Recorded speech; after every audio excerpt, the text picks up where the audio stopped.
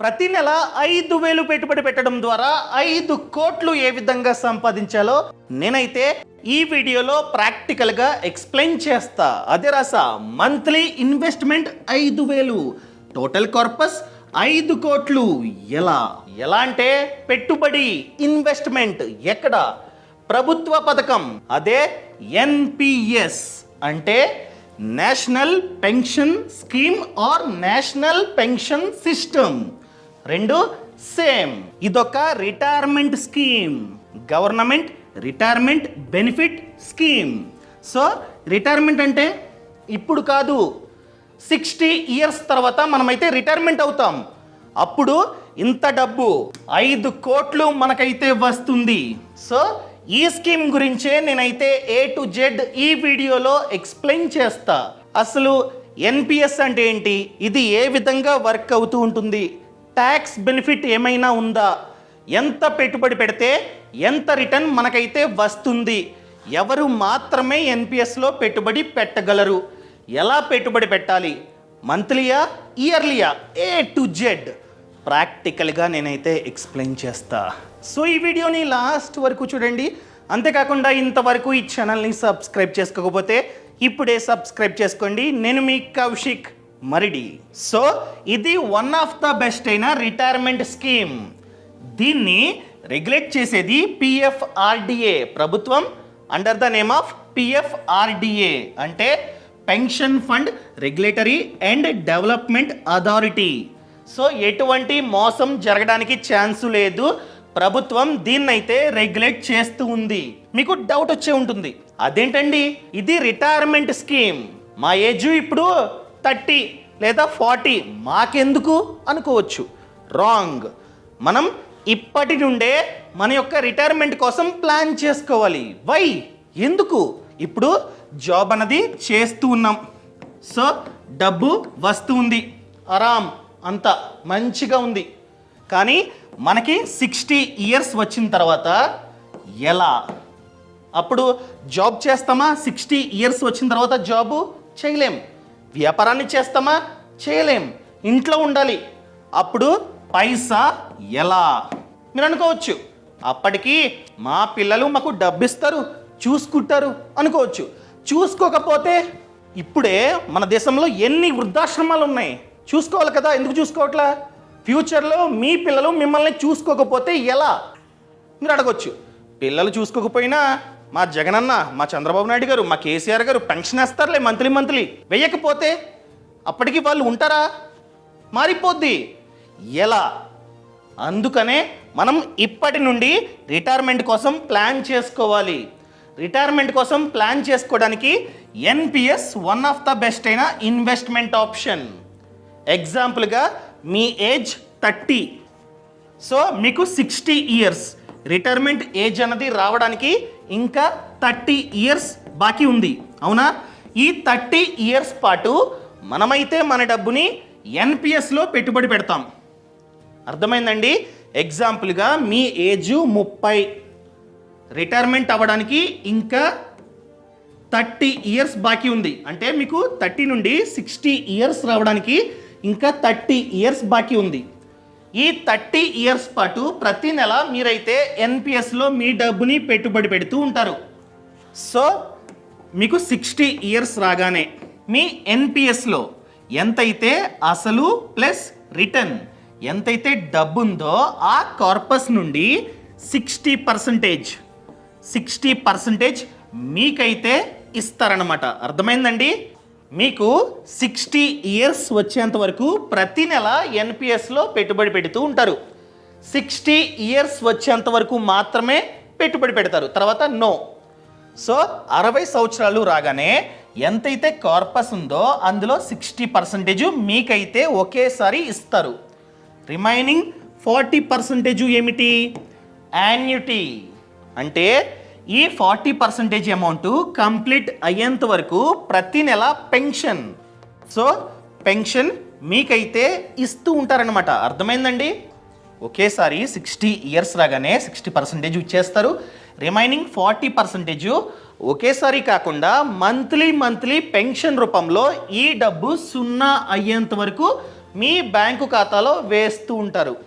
మిడిల్లో చనిపోతే ఎంతైతే బాకీ ఇంకా రావాలో అది మన నామినీకి అయితే ఇస్తారనమాట.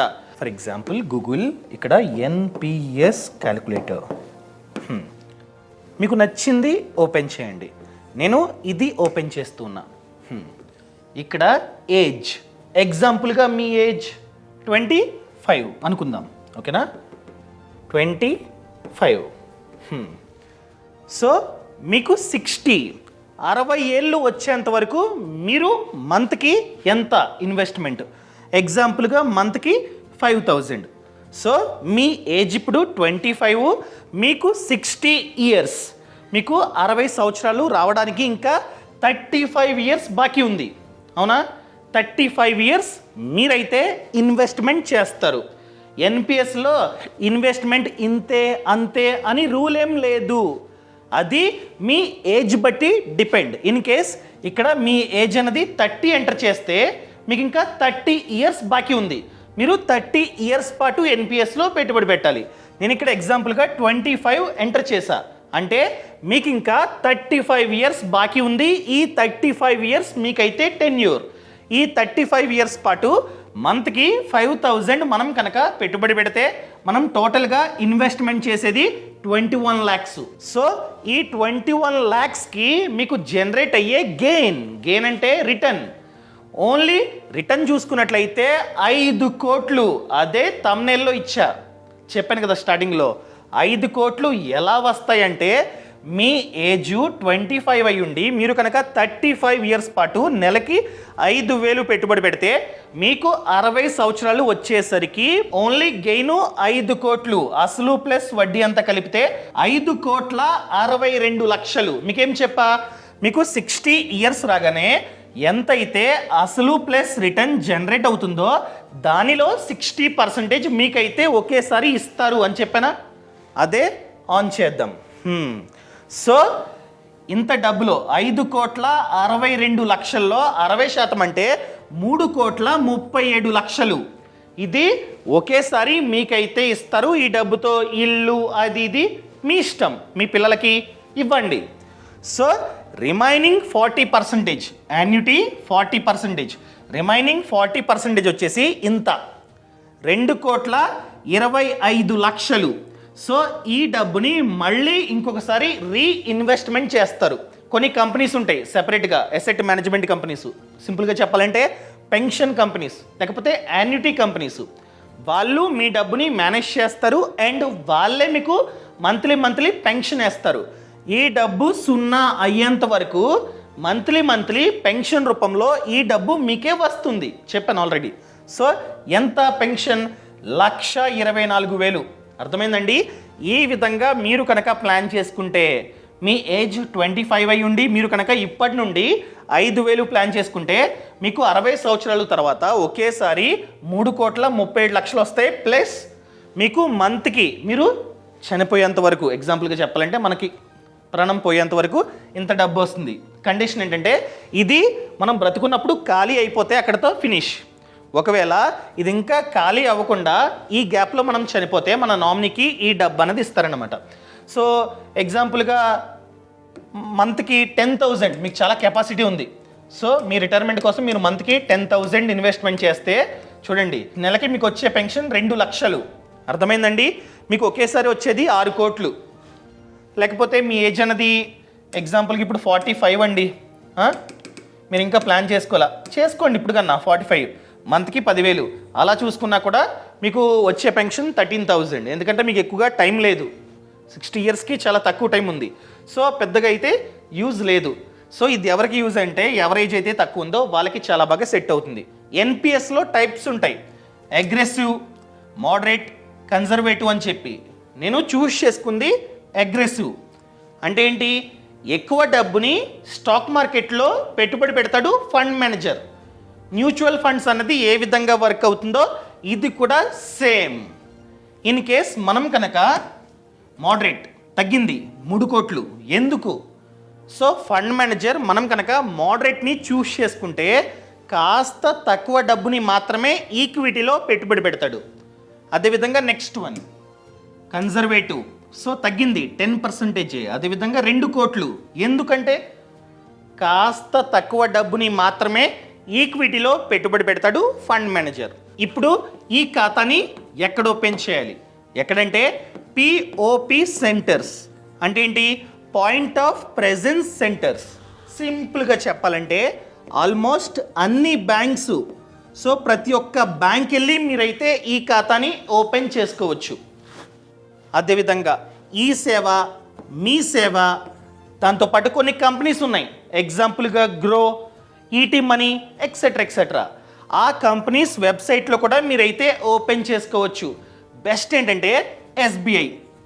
నేనైతే ఎస్బీఐలో ఓపెన్ చేసా ఈ ఖాతాని. మీరు ఎస్బీఐకి వెళ్ళగానే ఒక అప్లికేషన్ ఫామ్ ఇస్తారనమాట. అప్లికేషన్ ఫామ్లో క్లియర్గా ఉంటుంది ఏదొక ఏఎంసీని చూస్ చేసుకోండి అని చెప్పి. ఏఎంసీ అంటే ఎసెట్ మేనేజ్మెంట్ కంపెనీ. మనం మ్యూచువల్ ఫండ్స్లో ఏ విధంగా ఒక ఏఎంసీని చూస్ చేసుకుంటామో ఇక్కడ కూడా ఒక ఏఎంసీని మీరైతే అప్లికేషన్ ఫామ్లో టిక్ చేయాలి. చూపిస్తా. సో నచ్చింది మీరైతే చూస్ చేసుకోండి. ఒక 10 ఉంటాయి. ఎగ్జాంపుల్గా మీరు ఎస్బీఐ పెన్షన్ ఫండ్ దాన్ని చూస్ చేసుకున్నారండి అనుకుందాం. ఎస్బీఐ బ్యాంక్ వెళ్ళి ఓపెన్ చేశారు. ఏఎంసీ కూడా ఎస్బీఐ పెన్షన్ ఫండ్ని చూస్ చేసుకున్నారు. ఈ ఎస్బీఐ పెన్షన్ ఫండ్లో ఒక ఫండ్ మేనేజర్ ఉంటాడు. ఆ ఫండ్ మేనేజర్ మన డబ్బుని రీఇన్వెస్ట్మెంట్ చేస్తాడు.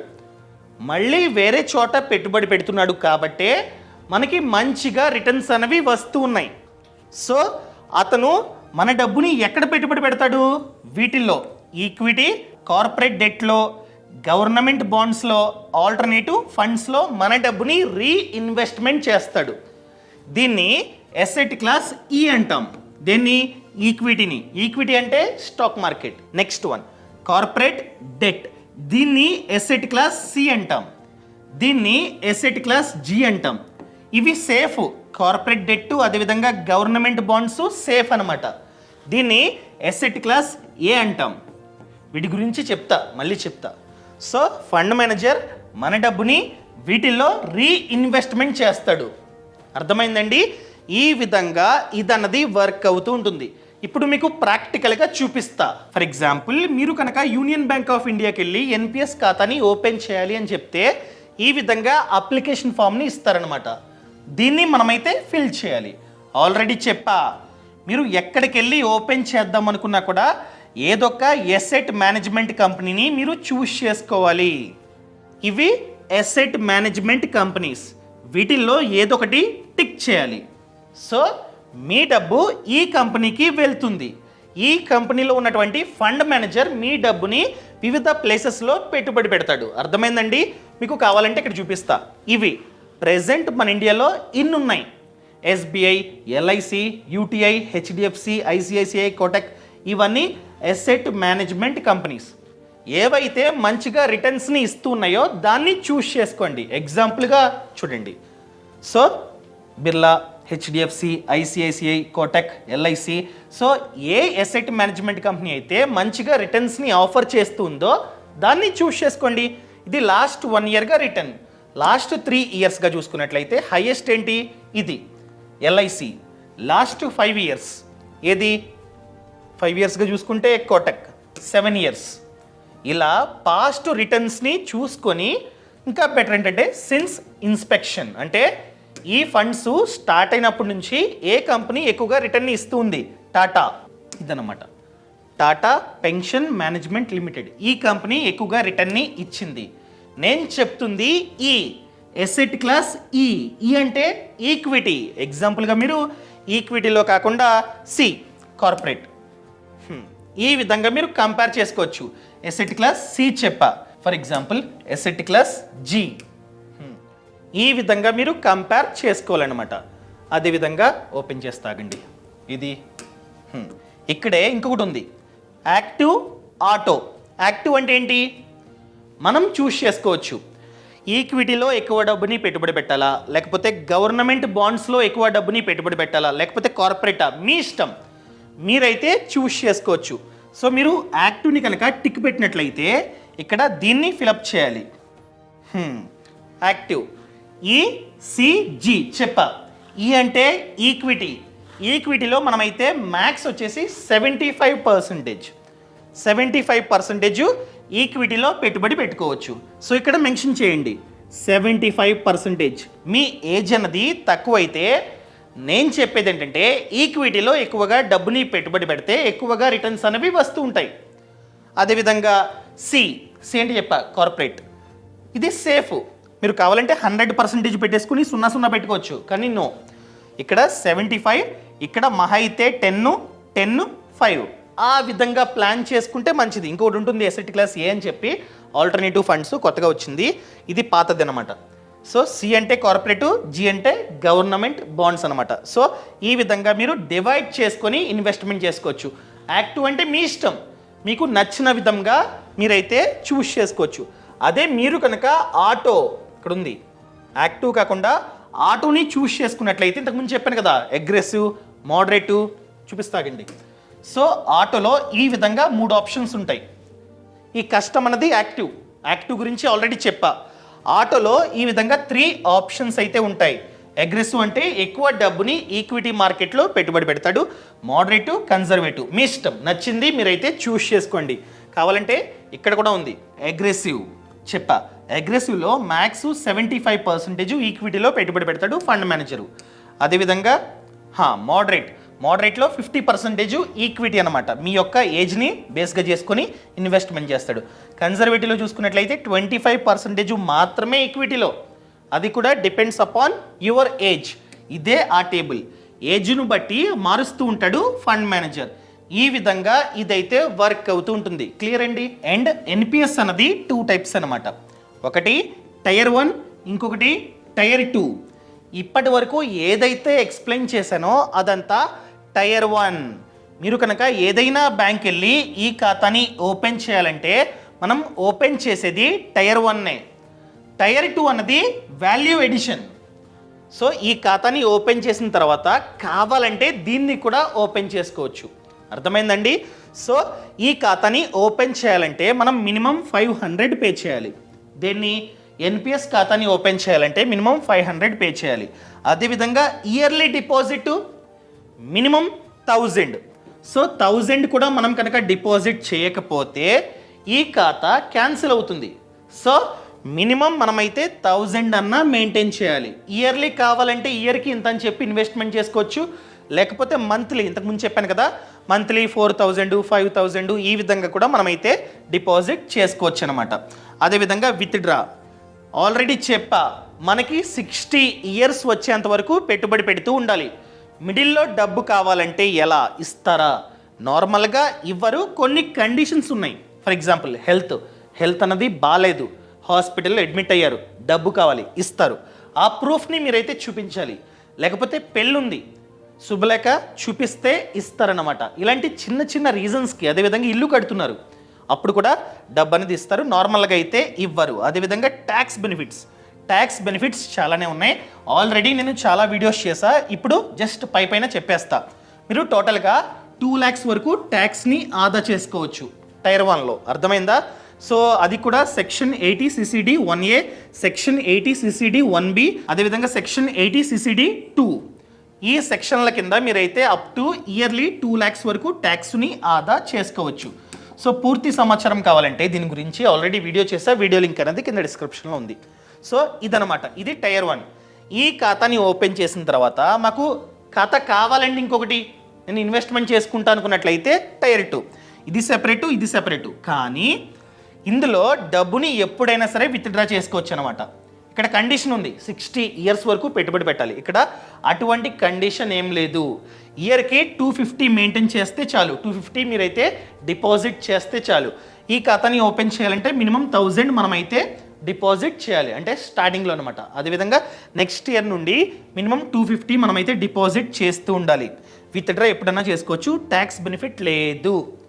దీంతోపాటు ఇది రిటైర్మెంట్కి, కంప్లీట్గా రిటైర్మెంట్కి డబ్బు మనకి 60 ఇయర్స్ తర్వాత మాత్రమే ఇస్తారు. కానీ ఇది అలా కాదు, ఇన్వెస్ట్మెంట్ చేసుకుంటూ తీసుకుంటూ ఉండవచ్చు అనమాట. ఇక్కడ కూడా సేమ్, ఇక్కడ కూడా అసెట్ మేనేజ్మెంట్ కంపెనీ ఉంటుంది, వాళ్ళు మన డబ్బుని రీఇన్వెస్ట్మెంట్ చేస్తారు. సో వీలైతే ఈక్విటీని చూస్ చేసుకోండి, మంచిది. సో ట్యాక్స్ బెనిఫిట్ ఒకరికి ఉంది, ఎవరికి? గవర్నమెంట్ ఎంప్లాయీస్, ప్రభుత్వ ఎంప్లాయీస్కి టైర్ 2లో కూడా ట్యాక్స్ బెనిఫిట్ ఉంది, సెక్షన్ 80C వర్తిస్తుంది. బట్ కండిషన్ ఏంటంటే minimum 3 years lock in. 3 years minimum మీ డబ్బుని టైర్ 2లో డిపాజిట్ చేస్తే అప్పుడు సెక్షన్ 80C కింద చూపించుకొని ఎంతైతే డబ్బుని ఆ ఇయర్లో పెట్టుబడి పెట్టారో ట్యాక్స్ డిడక్షన్ బెనిఫిట్ని పొందవచ్చు. మనకి లేదు, ప్రభుత్వ ఎంప్లాయీస్కి ఉంది. అది మేబీ స్టేటు సెంట్రల్. మీకు డౌట్ వచ్చే ఉంటుంది, వాళ్ళకి మాత్రమే ఎందుకు? ఇంతకుముందు ఈ ఖాతా వాళ్ళకి మాత్రమే, ప్రభుత్వ ఎంప్లాయీస్కి మాత్రమే. కానీ ఇప్పుడు ఎవరైనా ఈ ఖాతాని ఓపెన్ చేసుకోవచ్చు. అంటే మనం బ్యాంక్ వెళ్ళి ఓపెన్ చేసుకుంటాం, కానీ ప్రభుత్వ ఎంప్లాయీస్కి అలా కాదు. జాయిన్ అవ్వగానే ఈ ఖాతా ఓపెన్ చేయమని వాళ్ళే చెప్తారు. అర్థమైందండి? వాళ్ళకి డిఫాల్ట్, కానీ మనమైతే బ్యాంక్ వెళ్ళి ఓపెన్ చేసుకోవాలన్నమాట. సో ఎవరు మాత్రమే అప్లై చేసుకోవాలి? 18 to 70 ఇయర్స్. మీ ఏజ్ అనేది 18 to 70 ఇయర్స్ మిడిల్లో ఉంటే మీరు ఈజీగా ఓపెన్ చేసుకోవచ్చు. ప్రభుత్వ ఎంప్లాయీస్కి వాళ్ళే ఓపెన్ చేపిస్తారు. మనం కనుక ఓపెన్ చేయాలంటే బ్యాంక్ వెళ్ళాలి. సో అందరూ ఇండియన్ సిటిజన్స్ ఓపెన్ చేసుకోవచ్చు. ఈవెన్ ఎన్ఆర్ఐస్ కూడా ఓపెన్ చేసుకోవచ్చు. ఎవరు ఓపెన్ చేసుకోవడానికి లేదు? హిందూ అన్డివైడెడ్ ఫ్యామిలీ, అదేవిధంగా పర్సన్ ఆఫ్ ఇండియన్ ఆరిజిన్, వీళ్ళు ఓపెన్ చేసుకోలేరు. మిగతా వాళ్ళు ప్రతి ఒక్కరూ ఈ ఖాతాకి అప్లై చేసుకోవచ్చు అనమాట. ఈ విధంగా ఇదైతే వర్క్ అవుతుంది. ఇంతకు ముందే చెప్పా టైర్ 2 అని చెప్పి. నార్మల్గా ఈ సమాచారం అంతా టైర్ 1ది. సో మనకి కావాలంటే టైర్ 2ని కూడా చూస్ చేసుకోవచ్చు అనమాట. ఇదిగో, ఇది కాదు, ఇక్కడ ఉంది టైర్ 2. టిక్ పెట్టుకొని అదేవిధంగా ఏ కంపెనీకి కావాలి సేమ్ ప్రాసెస్ టిక్ పెట్టుకోండి. అదేవిధంగా ఇందులో కూడా యాక్టివ్, యాక్టివ్ అయితే ఎంత మీరు ఎంటర్ చేయండి. ఆటో అయితే వాళ్ళే ఆటోమేటిక్గా వేస్తారనమాట. 75, 50, 25 చెప్పాను కదా, అగ్రెసివ్, మోడరేట్, అది ఇది అని చెప్పి ఆటోమేటిక్గా వస్తుంది. సో మనకి నార్మల్గా ఎంతైతే రిటర్న్ అన్నది వస్తుందో ఇది కూడా సేమ్ అనమాట. 12% అనుకోండి టైర్ 1లో, ఇక్కడ కూడా 12 ఆ విధంగా రిటర్న్ వస్తూ ఉంటుంది. సో ఈ విధంగా బ్యాంక్ వెళ్ళి ఫామ్ ఫిలప్ చేయండి. ఎందుకన్నా మంచిది, బెటర్ చేసుకోండి మీకోసమే. ఈ సమాచారం నచ్చినట్లయితే లైక్ చేయండి, షేర్ చేయండి. అండ్ ఇంతవరకు ఈ ఛానల్ని సబ్స్క్రైబ్ చేసుకోకపోతే ఇప్పుడే సబ్స్క్రైబ్ చేసుకోండి. నేను మీ కౌశిక్. అదేవిధంగా ఫ్రీడమ్ యాప్ అండి. ఫ్రీడమ్ యాప్లో చూసుకున్నట్లయితే 1000 కన్నా ఎక్కువే కోర్సెస్ ఉన్నాయి. దేనిపైన? Farming, business and finance. In fact చెప్పాలంటే ఎన్పిఎస్ గురించి కూడా కోర్స్ ఉంది. మీకు ఇంకా డౌట్స్ ఉంటే ఖచ్చితంగా ఫ్రీడమ్ యాప్ని డౌన్లోడ్ చేసుకొని ఈ కోర్స్ని తప్పకుండా చూడండి. ఈ కోర్సులో ఇంకా డెప్త్ ఉంటుందన్నమాట. ఈ సంవత్సరం జస్ట్ ఇప్పుడు ఒక 10 minutes 20 minutes వీడియో చేశారు, కానీ అందులో అలా కాదు, కంప్లీట్ నాలెడ్జ్ అయితే వస్తుంది. అదేవిధంగా హోమ్ లోను, కార్ లోను, బిజినెస్ లోను, ఇన్సూరెన్స్, ప్రతి దాని గురించి కోర్స్ ఉంది. ఇన్ఫ్యాక్ట్ చెప్పాలంటే ఈక్విటీ అనగా స్టాక్ మార్కెట్, మ్యూచువల్ ఫండ్స్ గురించి కూడా కోర్స్ ఉంది. అదేవిధంగా ఈ ఫార్మింగ్, బిజినెస్ ఏంటంటే ఎవరైతే ఆ బిజినెస్లో సక్సెస్ అయ్యారో వాళ్ళు మనకి A to Z ఎక్స్ప్లెయిన్ చేస్తారు. అదేవిధంగా ఫార్మింగ్, ఎవరైతే రైతన్న మంచిగా సంపాదిస్తూ ఉన్నారో ఆ రైతన్న ఆ సాగుని ఎలా చేయాలో మనకైతే ఎక్స్ప్లెయిన్ చేస్తారనమాట. సో ఇప్పుడే ఫ్రీడమ్ యాప్ని app store or play store నుంచి డౌన్లోడ్ చేసుకోండి. యాప్ లింక్ అనేది కింద డిస్క్రిప్షన్లో ఉంది. కోర్సులు స్టార్టింగ్ ఫ్రమ్ 599 అంతే. సో డౌన్లోడ్ చేసుకోండి. యాప్ లింక్ అనేది కింద డిస్క్రిప్షన్లో ఉంది. Thank you so much. Thanks for watching.